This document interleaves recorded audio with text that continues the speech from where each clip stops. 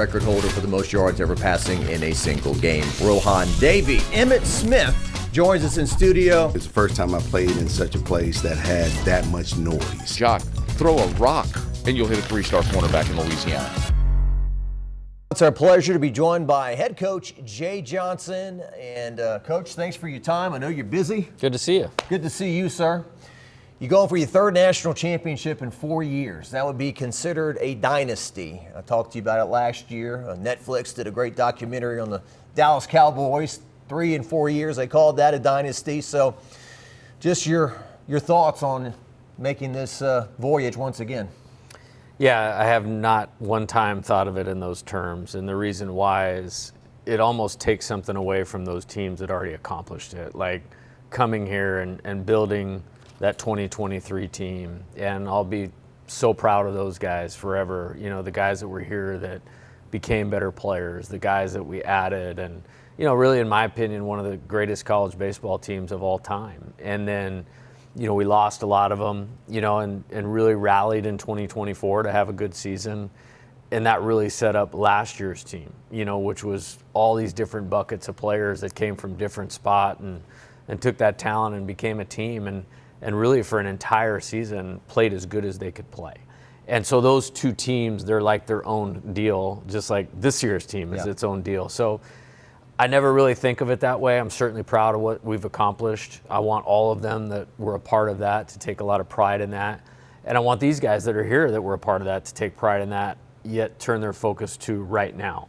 And the reason, like, I don't think in those terms is because I know the challenges that we have ahead of us. I know you've referenced Saban a lot in the past. You've studied him. One thing he said that I always thought was true was he didn't like the terms defending national champion. We've already won that title. No one can take it away. We're not defending it. This is an entirely different thing we're doing this year. Yes, and we mentioned like an attacking mindset. Attack this opportunity. That has nothing to do with this opportunity. There's only some experience that guys can draw from last year's season that maybe positively impact their mindset to help them, but there's not one pitch, one at bat, one game from last season that will really mean anything towards 2026. So I agree with Coach on that part of it. I agree with him on everything pretty much. Obviously he's the best to ever do it, but just I'm very excited for this year. You obviously are driven. Everyone knows about your work ethic. What drives you, and what has happened? These two championships that you've won here. It's like the guy that goes to the weight room and says, I need to lose weight. Once you drop the first 10 pounds, you can see the results, and so you're even more motivated to keep it going. So they say winning a championship is the natural drug. I want that back. I mean, is that once you win two, does it drive you even more to win more championships? I don't think I could ever be more motivated than I've been.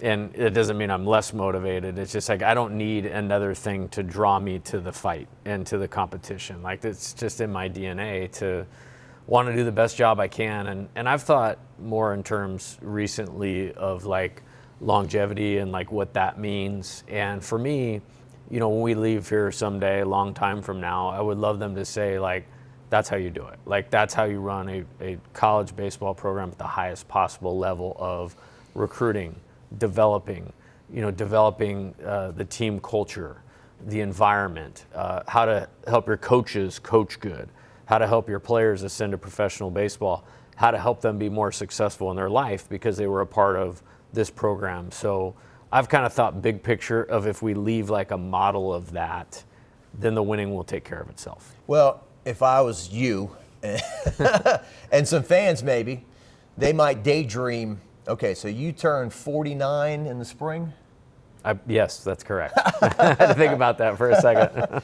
So even if you coached another 16 years, and I could see you coaching longer than that, I don't know if you can or not, but if you coached till like you were 65 and you won like even one championship every 4 years or 3 years, you could pass Skip Bertman. You could become like the all-timer in this game. You ever think about that? No. And let me clarify. Like, we're eons away from that. Yeah. And even let's say we did for a second. There's only one Skip Bertman. Nobody is ever passing Skip Bertman in anything. Mm-hmm. And you know, when I think about, I mentioned wanting to leave a a mark of being the best at it. I think when you think back to his ability to motivate, to recruit, he was so far ahead of his peers in game coaching decisions at that time, and really inspired, like, in my opinion, like a whole generation of coaches like myself. You think at Coach Bianco at Ole Miss, who was his catcher and his assistant coach, like that's his mentor, his idol, and he's affected so many coaches in such a positive way. Like, there's only one Coach Bertman, and regardless of what the results look like, that will not be a thing ever. Yeah, and you watched him growing up. You kind of idolized him. Be like, you know, somebody in music and has Mick Jagger around, or somebody to look up to. You know, it's kind of like your idol comes to watch you scrimmage still. That's got to be a pretty cool feeling. It's honestly, the championship's amazing, the success of the program, the support of the community, the support of the state, Baton Rouge, all of it has been amazing. You know, I couldn't write 4 better years than we have to this point in time. But personally, the best part about coaching here is the relationship that I have with Coach Bertman, and I wouldn't trade that for anything. You work hard, you have to be organized, but is there a part of you that still feels like, I'm like a kid in a sandbox, and my sandbox is Ellick Box Stadium, and I get to run the LSU baseball program? I'm kind of sensing that from Lane Kiffin now becoming the LSU head football coach. He kind of has that youthful enthusiasm. If I get to run the LSU football program, do you still have that when you come to work? Oh, 1,000%. I think gratitude is something that I've often remind myself of. You know, if you could go back in time, and whether it was, 23 or 24-year-old Jay Johnson starting out in this profession, or growing up in my house and idolizing my dad and being around competitive athletics my whole life, if you could like choose a life for yourself and go like, you could see it way back then and go like, I would have gobbled that up so fast, like, yes, that's what we're doing.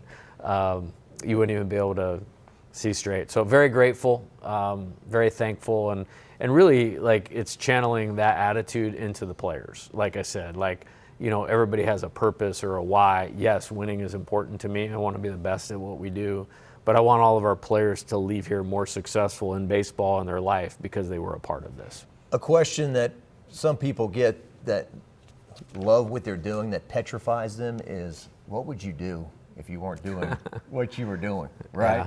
It's like, I can't see, you're in good hands with Allstate, call Jay Johnson, right? I mean, when we get involved in this stuff, the hours go by, we're working, but we're not looking at our watch, I can't wait to get out of here type thing. The month of January went by like that. Mm-hmm. Like it went by like that without one thought of like, wow, I'm really in this grind, or it's time consuming. It takes everything that you have to compete in the middle of the pack in our conference in baseball. It takes everything that you have, but I haven't thought of one day of that for the last month, or really for the last 4 years, or the last 20 is work. It's what I love to do. Nick Saban has said, I've heard Kim Mulkey say it as well, I hate losing more than I like winning. And I was just curious, when you win this last title, did that kind of take you full circle? Because I guess I didn't realize it till the other day. Coastal Carolina was the opponent that you played in 2016 when you were at Arizona. And when you come to LSU, and I look at your resume, that is the highlight of your resume. You made it to the national championship, but to you it was a painful experience, right? You won the first game, lost the next 2. So, sorry, bring it up. But it's like Skip Bertman was talking about Nick Saban. He says Saban will say, hey, they'll tell Saban, you won 7. Yeah, but I lost those 2. Yeah. The answer is no. Like, it didn't get me some like extra fulfillment or revenge, or we got them back. I'm very proud of that 2016 team at Arizona. I mean, we were 1 base hit away from winning the national championship. Well, very few people now talk about how that year started. We were picked 10th out of 11 in the Pac-12 in the conference, and we didn't have one player, maybe one player like a redshirt senior who had ever played a game in the NCAA tournament. Not one player in the NCAA tournament. So those guys did a phenomenal job, and no matter how well I do here, like, I'll never be able to get that one more base hit or that one more run back for them to be national champions. Now, they'll be forever players to me, and it's, again, a year I'm incredibly proud of, but I never really looked at it that way. Now, they may think differently. Cody Raymer, my second baseman at Arizona, who led the country in hits that year, was in the stands when we won the game this year. So they may feel a little differently, but proud of that time, proud of what we did at the University of Arizona, obviously proud of what we've done here at LSU. I sat down with Cade Beloso the other day. He told me a couple of things that I wanted to bring up with you. Number one, he said, when your leader is your hardest worker, it's easy to follow him, meaning you were always in the boat with the team. Wow, that's a great compliment, coming from one of my favorite players of all time, to be clear. And one thing that was really cool about that first championship is I kind of came here in mind with a bunch of guys that I might have for 2 years. And that like in a 24-month period, wow, we could really maybe do some really special things together. And that's exactly what happened. I have to give the speech at the ABCA convention when you win the national championship. You have to be the leadoff speaker. And one of the first coaching points that I talked about was, I think players watch what we do far more than they listen to what we say. And, I will say a lot of things. I'd rather be about the things that I want our team to be about to help move them towards success. So that's an ultimate compliment from one of the best players I've ever had. Well, he says, you're not only the best coach in college baseball, you're the best coach across all sports and maybe even professional. I didn't pay him to say that, I promise. I take it as a great compliment from somebody I respect a lot. And, sometimes you have to get a little lucky, and he had that injury right before my first game at LSU. He was batting 5th in the lineup. And then all of a sudden he comes up to me and says, Coach, I can't play. I was like, what are you talking about? You can't play.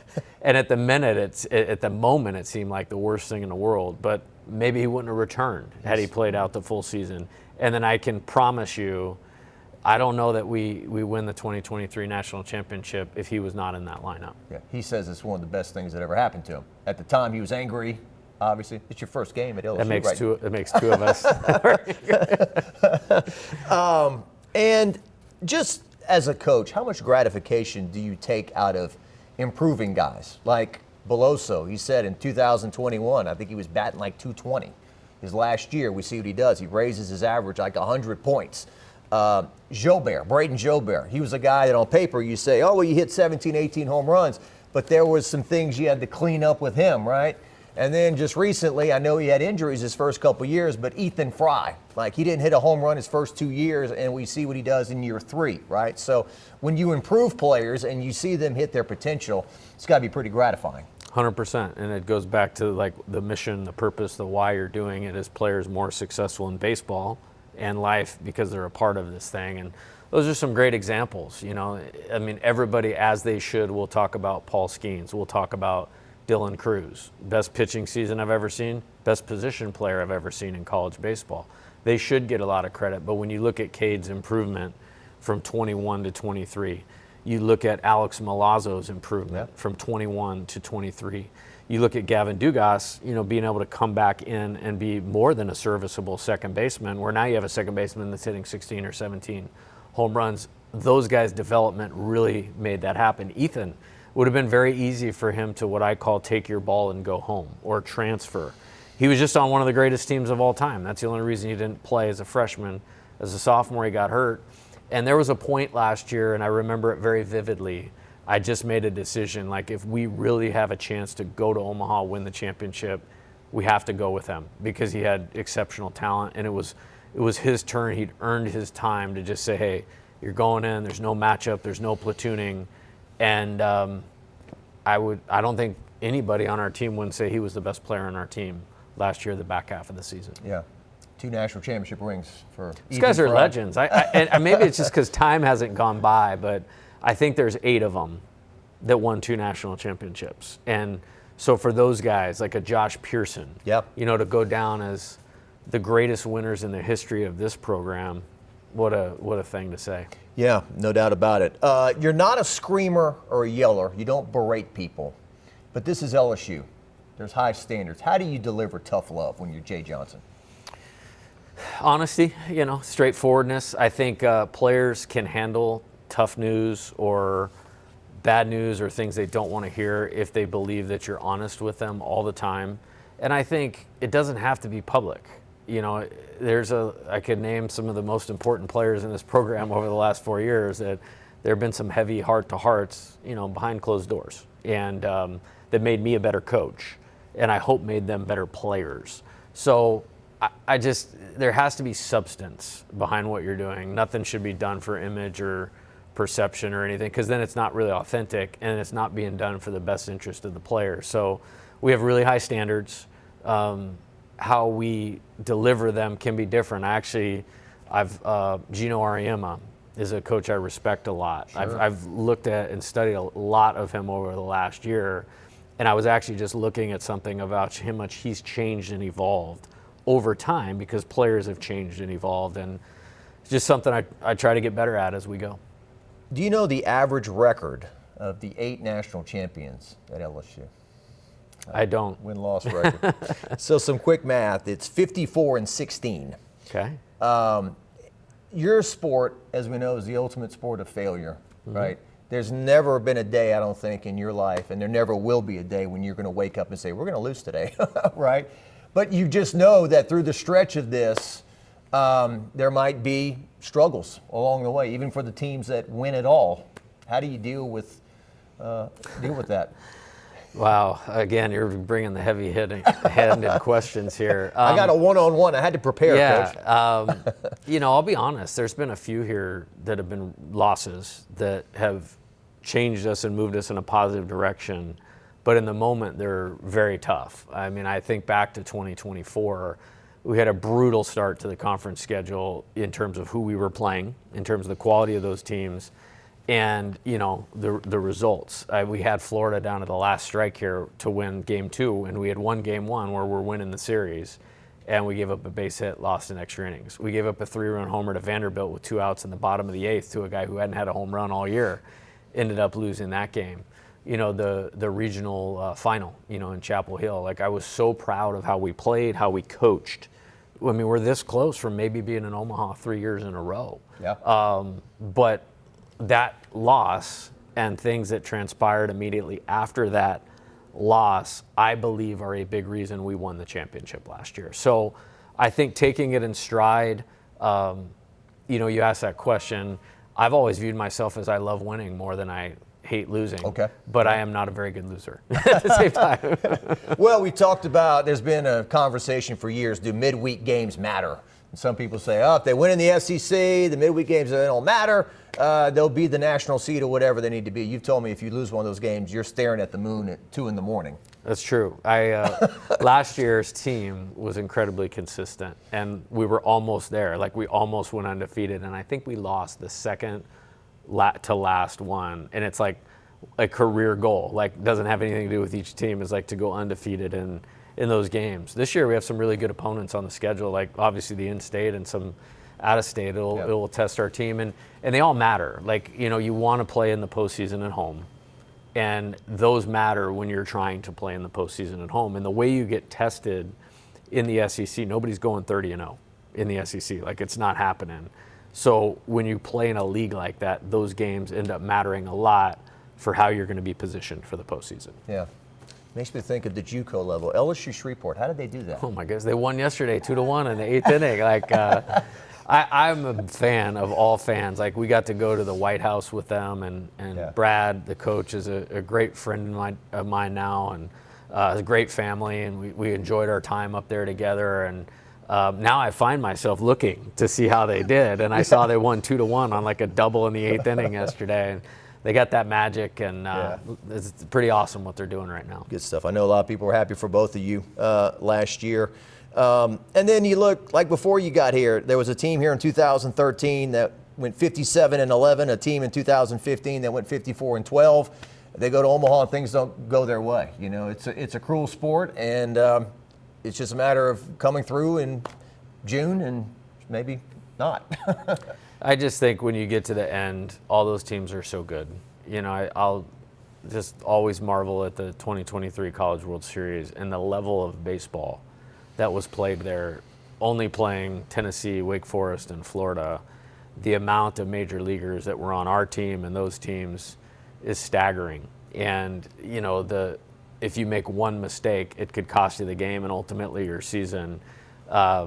It ended up being the greatest result you could ever ask for in the middle of those games, it was tough, man. Like, I mean, we're doing everything that we can, and we can't hit Rhett Lauder in the strike zone. And so it got to the point, like, guys, let's just get him out of the game. Yeah. Let's get him out of the game. And we were able to, and of course, Tommy hits the homer. And Well, we remember the dog pile, we remember the celebration lap, but I mean, I remember even when you're playing Oregon State here, the marble game is pretty important. Mm-hmm. Like if you lose it the next day, maybe you're not set up maybe the way you'd like to be or whatever, and that was a grind to get through that game and get out of the regional. And I did a quick Google search on the Wake Forest team. You beat twice. I think 10 guys got drafted off that team. Oh, yeah. Yeah. I mean, big leaguers all over the field. Yeah. And you know, this year, I mean, in 25, this past year, you know, being able to beat Arkansas 4 times. Like when I came out here and I took this job, you know, they haven't won that last game, but I don't know there's been a better program over the last 10 years. Yeah. And the amount of talent that they had on the field, the 2 starting pitchers for Coastal Carolina, you know, we beat the Big 12 champions in the Super Regional. Like, it's really hard to win a national championship. And it just, when you think about what you have to do to get through that tournament, it's one thing to line it up for the players and show them and tell them. It's another thing for them to go out on the field and be able to do that. And so, like I said, the pride I have in those accomplishments is immense because what the players did to make it happen. Yeah. Well, the first game of the World Series, the first inning, when you scratched for, I think, 3 runs you scored in the first? Second. The second inning. Yeah. I mean, that was as important as anything. I mean, getting out to the lead. There's a good story behind that that, you know, will remain in-house. Okay. But, you know, I just felt like I felt like our team knew what to do going in there, and we had to do it against Zach Root, a great pitcher who we recruited really hard. They had a great lineup. You know, I don't know that we were necessarily the most talented team. When Cade Anderson was on the mound, though, we were the best team, and we got a lead, and he did his thing and played great defense as we did all year last year, best defense in LSU history, and important win, and just kept going from there. Well, then the Thursday night game to beat Arkansas was magic, right? The clutch hitting and like I told you, that last ball is like an optical illusion where it bounces off the guy and moves. We should talk about the current team. So when I look at the guys on paper, I see Chris Stanfield, Stephen Milam, Derek Curiel, Jake Brown, Kason Evans. Those are at least a cluster of guys that we've shown on TV, have made big plays. Those are kind of the guys leading the way this year.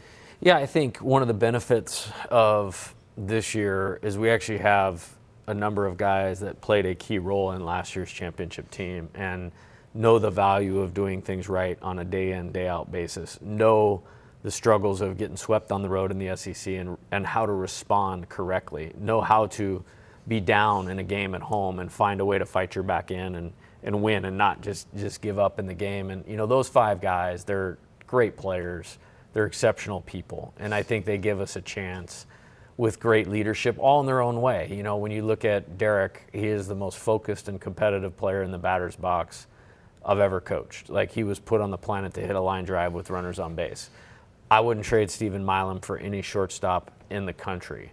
You know, Jake Brown was probably originally coming here as a pitcher, and then I went to watch him play in high school, and I was like, I think this guy can be a great position player for us. And he's made me right about that. And he's always a team guy. You know, last year, as one of our best players, in my opinion, was still platooning a little bit. Chris Stanfield, very proud of him. You know, and with Kason, that performance against Little Rock in the regional final, there have been a lot of big games thrown on that pitcher's mound. I don't know there's ever really been a performance like that. And all of them are poised to keep leading our team, keep performing at a high level. And honestly, other than their baseball contribution, I just love them all and love having them on the team and in our program. Zach York, John Eads got some footage of this guy like scoring from second base when you played down in Biloxi. That was a sight to see. Yeah. Big guy can move. Catcher doesn't want to be blocking the plate, I can promise you that. Very, very happy to have Zach. That's another long-term relationship. I'd recruited his brother to Arizona and known their family for a long time, and knowing that, you know, he's a great player, but I thought he would fit in well with these guys. And funny story, I just very rarely go out to lunch, but I went and grabbed a burrito from Chipotle, and Chris Stanfield, Zach York, and Trent Caraway just sitting there having lunch. One of those things as a coach makes you smile. Yeah, no doubt about it. And just some pitching real quick. So I know William Schmidt's a guy, played at Catholic High. You know, the conversation all through high school, this guy's way too good to go to college. He's going to go pro, so he's supposed to go out to LSU, be 15-0 with a 0 ERA his freshman year. You point out, look, his freshman year was a strong start. We're going to build on that, and there's some other pitchers that'll step in.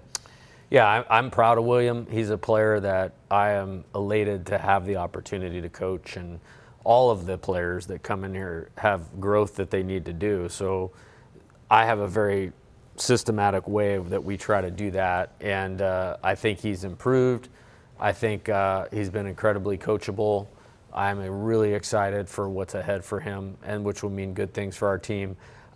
Impossible to probably pound for pound, man for man, you know, repeat the performances of both Cade Anderson and Anthony Ianson. I don't want William, Kaysen, Cooper Moore, Cooper Williams. I don't want any of those guys to try to do that.